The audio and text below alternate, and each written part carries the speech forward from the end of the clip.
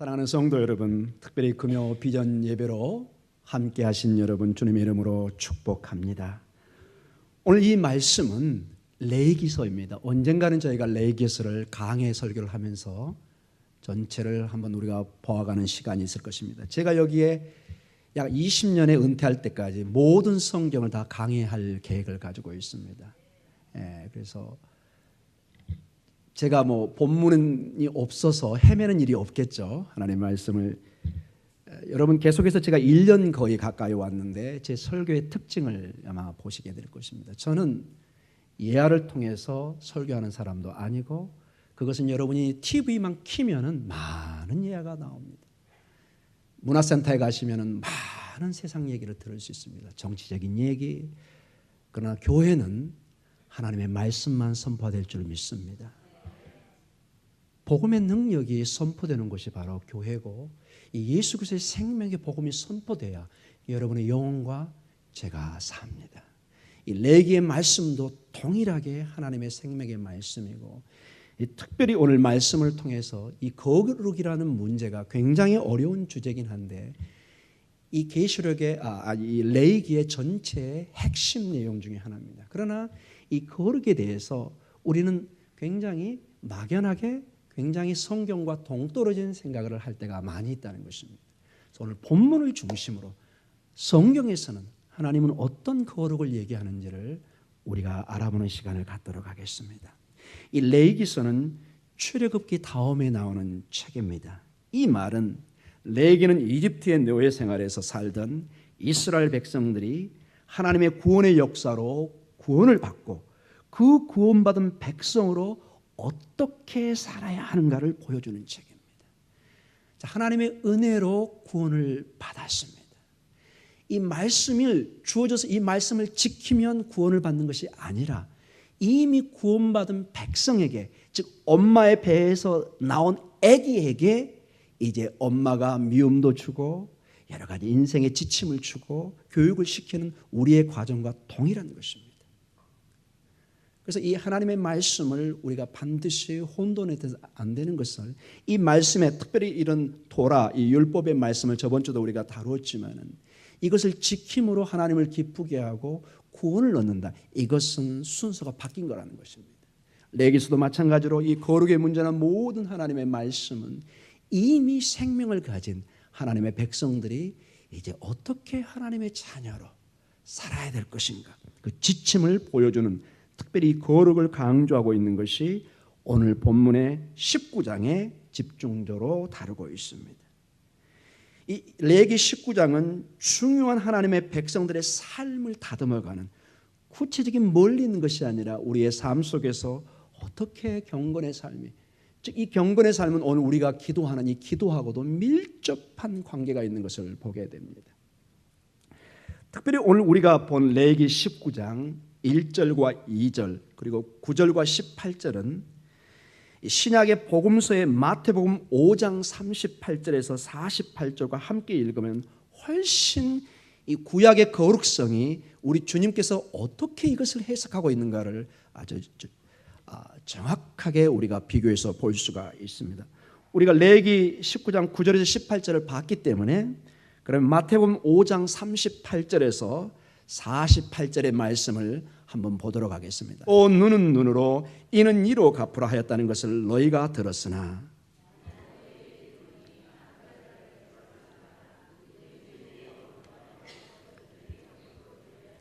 또 너를 고발하여 속옷을 가지고자 하는 자에게 겉옷까지도 가지게 하며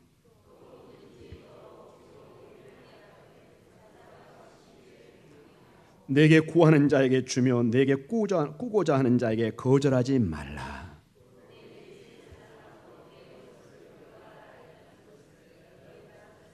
나는 너희에게 이르노니 너희 원수를 사랑하며 너희를 박해하는 자를 위하여 기도하라.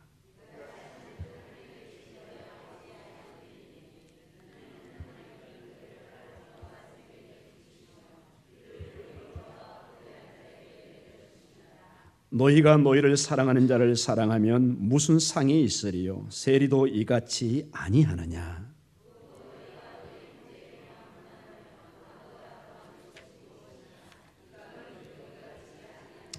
함께 읽겠습니다. 그러므로 하늘에 계신 너희 아버지의 온전하심 같이 너희도 온전하라. 아멘. 하나님이 거룩하니 너희도 거룩하라. 하나님이 온전하시니 너희도 온전하라. 자, 이게 구체적으로 어떤 말씀을 하고 있을까요? 온전하다는 것이 무엇일까요? 거룩하다는 것이 무엇일까요? 완벽한 성인의 윤리적인 삶을 요구할까요? 이런 문제를 우리가 고민 가운데 살펴보면서 성경이 말하는 거룩의 문제가 온전함이 무엇인지를 살펴보기를 원합니다. 구약의 레위기와 마태복음의 본문은 하나님의 백성으로서 윤리적인 삶을 살아가는 실제적인 지침을 주고 있다는 것은 의심의 여지가 없습니다. 레위기 19장은 매일의 삶에 있어서 내면적인 삶의 성실성과 외면적인 삶의 양식에 초점을 두고 있습니다. 우리의 내면은 우리 생각과 실제로 우리의 삶에서 생활을 하면서 우리가 지켜야 되는 일들을 보여주고 있습니다. 즉 집에서, 밖에, 들에서 하나님을 향한 우리의 말과 이웃을 향한 우리의 말들에 관해 초점을 두고 있습니다. 자, 여러 다양한 이야기가 나와 있지만은 모든 것을 종합해 보면은 따라해 보겠습니다. 내 이웃을 사랑하라. 내 이웃을 사랑하라. 이것이 이 모든 말들의 핵심 사항입니다. 내 이웃을 사랑하라. 우리 레위기 19장 18절을 같이 한번 보도록 하겠습니다. 레위기서 19장 18절 같이 읽겠습니다. 원수를 갚지 말며 동포를 원망하지 말며 내 이웃 사랑하기를 내 자신과 같이 사랑하라. 나는 여호와이니라. 아멘. 모든 중요한 말씀 뒤에 나는 여호와이니라. I am the your Lord. 이렇게 얘기합니다. 확증을 시킵니다. 그러니 너희는 이 말은 전부 다 권면을 떠나서 하나의 명령이고 선포적인 성격을 가지고 있습니다. 지켜야 한다는 것입니다. 이 말씀이 마태복음 22장 37절에서 39절의 중요한 두 말씀으로 모든 하나님의 말씀을 합축하는 예수님의 말씀이 있습니다. 마태복음 22장 37절에서 39절 말씀을 우리 같이 읽도록 하겠습니다. 시작. 예수께서 이르시되 내 마음을 다하고 목숨을 다하고 뜻을 다하여 주 너의 하나님을 사랑하라 하셨으니 이것이 크고 첫째 되는 계명이요 둘째도 그와 같으니 내 이웃을 내 자신같이 사랑하라 하셨으니. 아멘. 하나님을 사랑하고 내 이웃을 사랑하라. 이것이 모든 토라의 말씀의 핵심 두 기둥이라는 것입니다. 사랑으로 이게 맺어지는 것을 보게 됩니다. 여기서 우리 주님께서는 이웃을 사랑하는 것은 바로 하나님을 사랑하는 중요한 연결점이라는 것을 말씀해 주고 있습니다. 하나님을 사랑하는 것을 어떻게 보여줄 수 있느냐? 내 이웃을 사랑하는 것을 볼 때 우리가 하나님을 사랑하는 것을 보여줄 수 있다는 것입니다. 내 부모를 공경할 때 그걸 통해서 내가 하나님을 존경하고 공경하는 것을 보여준다는 것입니다. 이것이 뗄래야 뗄 수가 없습니다. 하나님을 사랑한다 하고 막 교회에서 가정에서 함부로 생활하면 이건 절대로 하나님을 사랑하는 것이 아니라는 것입니다. 이건 분리될 수가 없는 유기체적인, 마치 내 몸의 오른팔과 왼팔이 분리되지 않는 것처럼 하나님을 사랑하는 사람은 이웃을, 아내를, 내 친구를, 내 믿음의 식구를 사랑할 수밖에 없다는 것입니다. 이게 부족하다면 분명히 하나님과의 우리 관계를 여러분이 체크해 보셔야 됩니다. 이게 성경의 원리입니다. 사랑하는 성도 여러분, 정말로 어떻게 하나님을 사랑하는가는 우리가 택한 행동에서 드러나게 되어 있다는 것입니다. 우리가 다른 사람에게 하는 행동들은 그래서 하나의 증거가 되는 것입니다. 왜냐하면 우리가 섬기고 경배하는 하나님의 성품이 우리가 좋은 일이든지 나쁘든지 그 우리가 하는 행동을 통해서 그대로 나타난다는 것입니다. 어떻게 우리의 믿음을 보여줄 수 있습니까? 여러분, 믿음은 볼 수가 없습니다.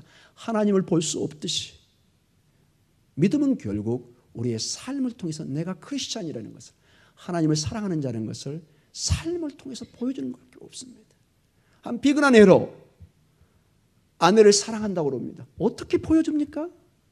행동을 통해서 사랑하는 걸 보여줘야죠. 저도 반성을 하면서 얘기합니다. 어떻게 남편을 사랑하는 것을 보여줄 수 있습니까? 행동으로 보여주십시오. 내 눈만 봐도 알잖아. 너 눈만 봐서 모릅니다. 행동을 보여주셔야 됩니다.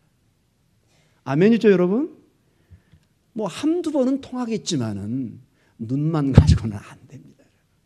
때로는 피곤한 사람의 라면도 끓여줄 수 있고 김치도 만들 수 있고 행동을 통해서 보여지는 길밖에 없습니다. 우리는 하나님이 아니기 때문에 자꾸 어떤 마음을 통해서 읽으라는 것은 굉장히 무리한 요구입니다.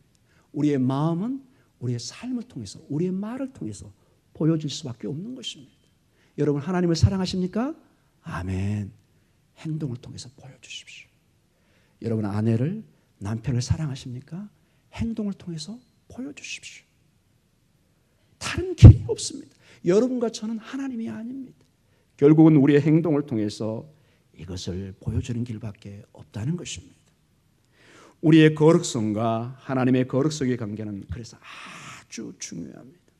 왜냐하면 율법 3 뒷부분에 나는 너희 하나님이 여호와라고 분명히 말씀이 따라오는 것을 계속해서 보게 됩니다. 한 예로 우리가 본문에 봤던 레위기 19장 11절과 12절을 우리 다시 한번 보도록 하겠습니다. 같이 읽겠습니다. 너희는 도둑질하지 말며 속이지 말며 서로 거짓말하지 말며 너희는 내 이름으로 거짓 맹세함으로 내 하나님의 이름을 욕되게 하지 말라. 나는 여호와이니라. 아멘. 모든 삶의 뒷부분에 하나님이 명령하고 계십니다. 왜 우리가 이 말씀을 토라, 이 율법을 지켜야 되나요? 왜 우리가 거룩해야 되나요? 왜 이런 도둑질하지 말며 거짓말하지 않고 거짓 맹세를 하지 말아야 되나요? 하나님의 명령이기 때문에 그렇습니다. 이유가 없습니다. 왜 2살, 3살 먹은 애들이 부모의 말을 들어야 되나요? 부모의 말씀이기 때문에 그렇습니다. 가장 그 아이를 사랑하고 생명처럼 아끼는 그 부모가 명령을 할 때는 중요한 문제라는 것입니다. 이걸 안 지키면 그 아이의 생존과 연결됩니다.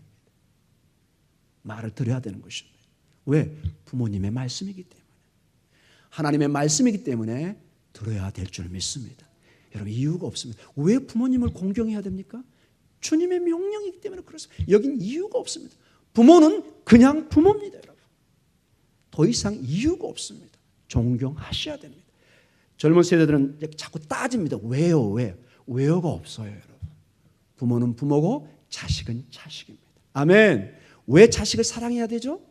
이유가 없어요. 자식이니까 사랑해야 되는 거예요. 하나님의 말씀이기 때문에 들어야 되는 것입니다. 저는 안 들을 건데요. 예, fine. 여러분 안 들어도 됩니다. 그러나 그 대가는 치러야 되는 것입니다. 부모의 말을 안 들을 수 있습니다. 그러나 인생의 혹독한 대가를 치러야 됩니다. 자녀를 사랑하지 않을 수도 있습니다. 그러나 나중에 부모의 대접을 못 받습니다.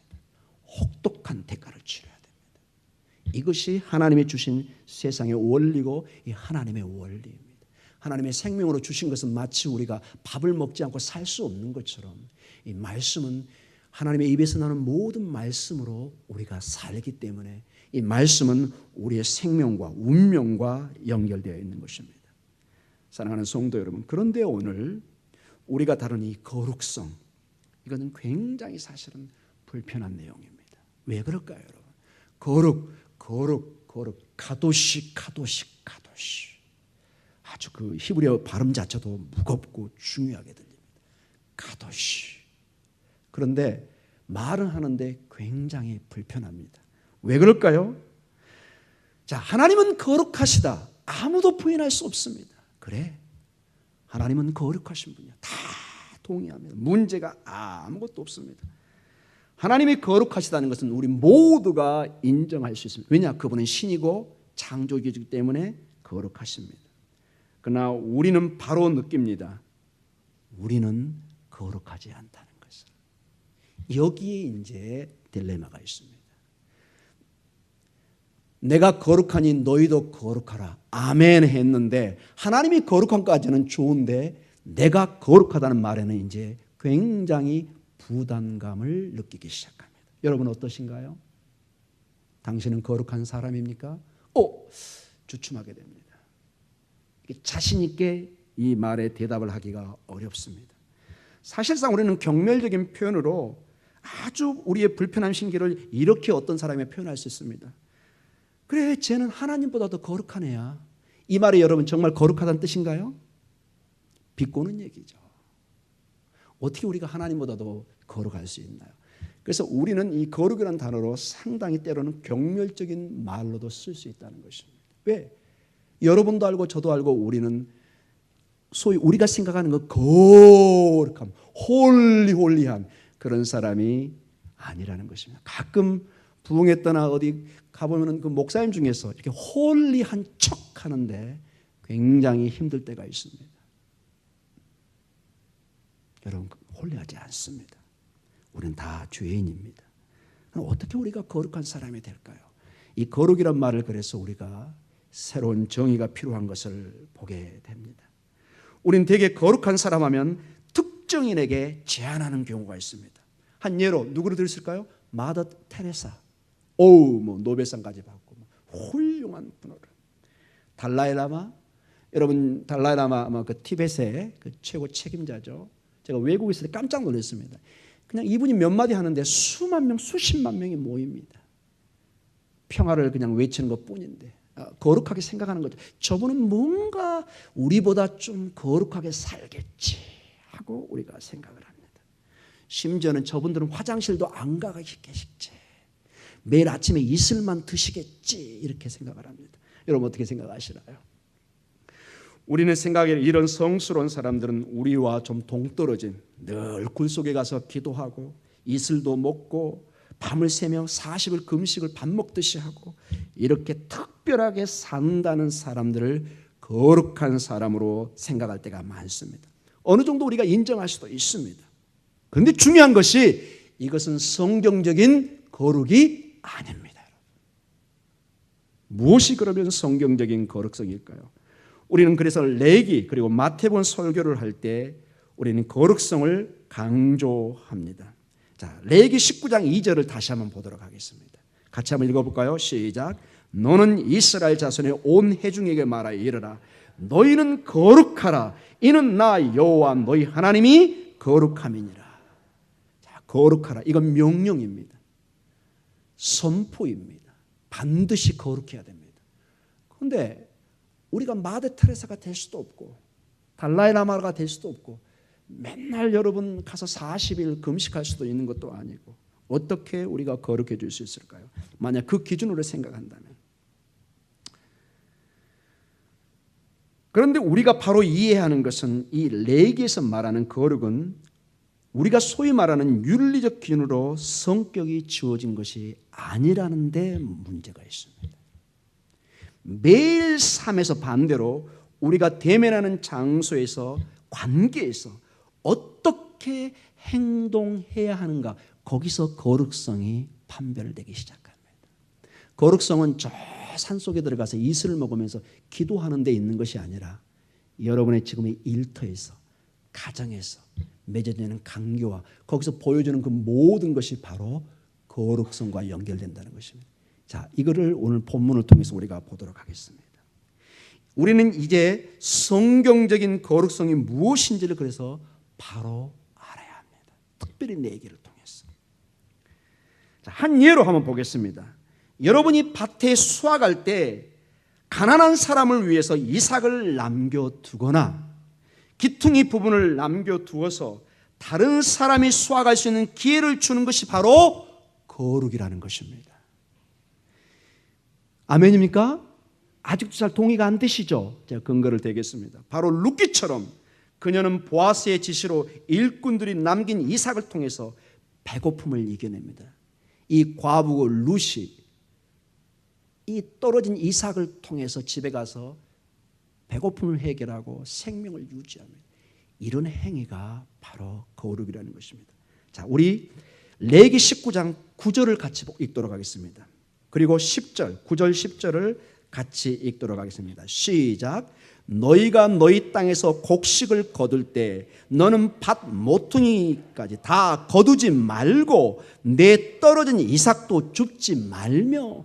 이게 여러분 거룩의 창에 지금 나온 거예요. 여러분 10절에 내 포도원의 열매를 다 따지 말며 내 포도원에 떨어진 열매도 줍지 말고 가난한 사람과 고림을 위하여 버려두라. 나는 너희의 하나님 여호와이니라. 아멘.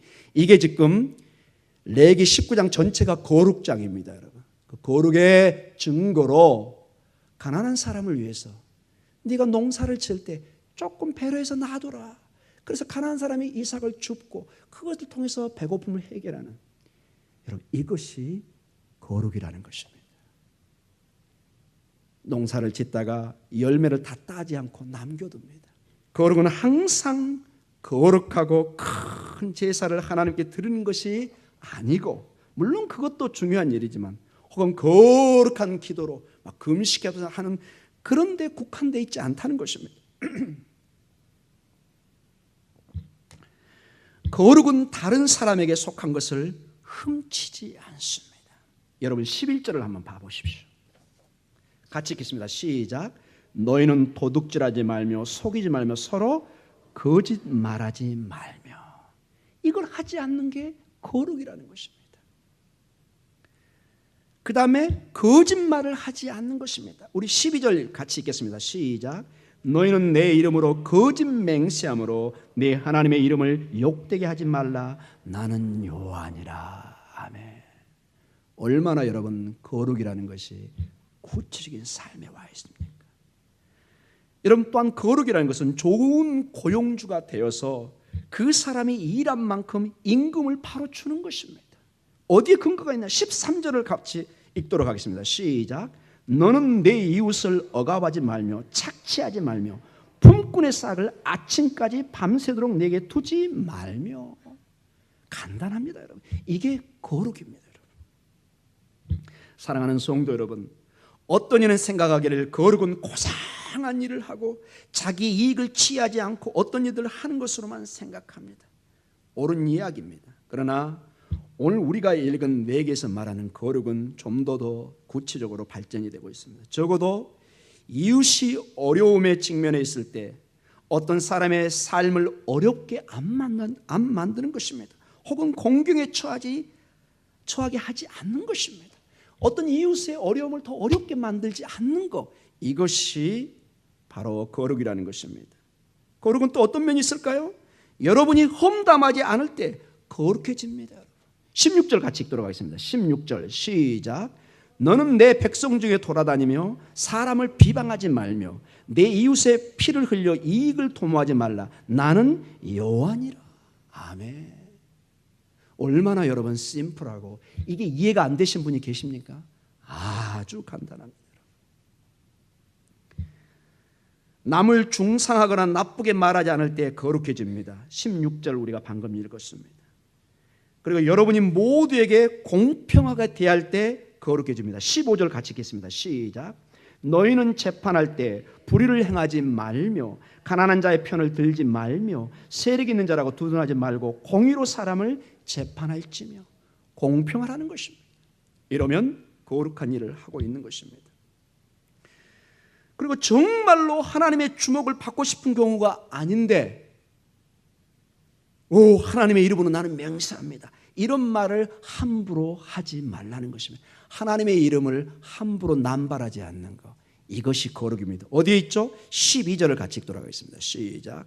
너희는 내 이름으로 거짓 맹세함으로 내 하나님의 이름을 욕되게 하지 말라. 나는 여호와이니라. 아멘. 사랑하는 성도 여러분, 결론적으로 말씀을 마쳐가겠습니다. 거룩이라는 것은 저 깊은 산속 동굴에서 하나님께 기도하는 사람에게만 속한 것이 아닙니다. 이것은 성경에서 말하는 거룩의 의미가 아니라는 것입니다. 어떤 거룩한 성인에게 속한 것이 거룩이 아닙니다. 사실상 우리는 매일의 삶 속에서 우리의 이웃과의 관계에서 거룩한 자로 부르심을 받은 것입니다. 빵을 한 조각 나누는 거, 이게 바로 거룩입니다, 여러분. 고구마, 빈대떡 하나 나눠 먹는 거, 그곳에 거룩이 있습니다. 여러분, 얼마나 간단하고 얼마나 심플합니까? 이 여름에 주방에 누가 들어가기를 좋아합니까, 여러분? 주방에 함께 들어가서 수고를 나누는 그 자리가 거룩한 자리입니다. 그것이 동굴에 가서 100일 동안 기도하는 것보다 훨씬 거룩한 행위입니다. 힘들고 지친 이웃을, 믿음의 식구를 손을 잡아주고 격려하는 곳에 거룩에 있습니다. 지치고 상한 내 이웃에게, 내 믿음의 식구들을 손을 한번 잡아주고 격려해주고 위로해주는 것, 그게 거룩한 행위라는 것입니다. 여러분 잊지 마십시오. 여러분은 지금 거룩의 자리로 초청을 받았습니다. 달라이-라마, 마대 테레사, 그는 그들의 세계입니다. 여러분, 우리 주님은 오늘 레기를 통해서 우리 현장의 삶 속에서 여러분의 자녀에게, 남편에게, 아내에게, 여러분의 동료에게, 내 믿음의 식구에게 행해지는 그 모든 것이 거룩의 삶인 것을 보여주고 있습니다. 한 주간의 삶에 여러분이 지치고 상한 심령으로 하나님의 은혜 안에 나온 여러분의 영혼 속에 이 거룩한 영이 함께 하시기를 축복하며 기도합니다. 이 거룩한 영이 주님과 함께, 주님의 영과 함께 여러분에게 임하고 있습니다. 여러분의 그 지친 그 영육의 그 삶 속에 주님이 함께할 때 거기에 거룩이 함께합니다. 내가 지쳐 있으면 분명히 여러분 다 아실 겁니다. 내 이웃도 지쳐 있다는 것을. 누구나 인생은 때로는 팍팍하고 힘듭니다. 여기 있는 담임 목사도 맨날 웃고 있지만은 속으로 어떤 생각이 오가는지 여러분 잘 모르실 것입니다. 여러분도 마찬가지입니다. 어떻게 제가 여러분의 마음을 다 알겠습니까? 그저 새벽에 나와서 여러분의 이름을, 여러분의 삶을 놓고 기도하고 그 눈물의 기도의 자리가 거룩의 자리인 것입니다. 이게 제가 할 일입니다. 여러분은 최선을 다해서 삶을 통해서 열심히 일을 하며 내 자식을 먹여 살리고 내 가정을 먹여 살리고 때는 헌금을 통해서 이 교회를 사명을 감당하게 하는, 거기에 거룩이 임하고 있는 것입니다. 이 놀라운 역사가 오늘 이 밤에도 우리의 기도를 통해서 충만히 임하여서 거룩의 그 놀라운 체험이 여러분 속에 충만히 있기를 기도합니다. 우리 시간에 기도하는 시간을 갖도록 하겠습니다.